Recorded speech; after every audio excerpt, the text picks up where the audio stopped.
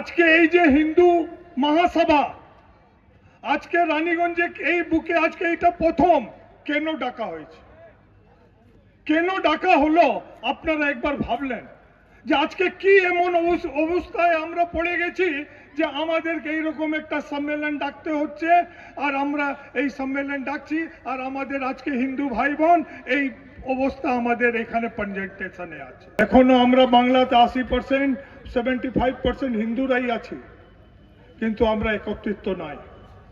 সময় এসে গেছে এবারে আমাদেরকে একত্রিত হবার, আমাদেরকে এবারে একত্রিত হবার ওই জাত পাত এইগুলোকে ছেড়ে একসঙ্গে আমাদেরকে নামতে হবে আর এই বাংলাকে বাঁচাতে হবে। এই বাংলাকে বাঁচাতে হবে। আগামী দিন আমাদের কাছে সুযোগ আছে, আমরা সেই সুযোগকে সুযোগ হিসাবে নেব আর আমরা এই বাংলাকে বাঁচাবার প্রচুর চেষ্টা করব।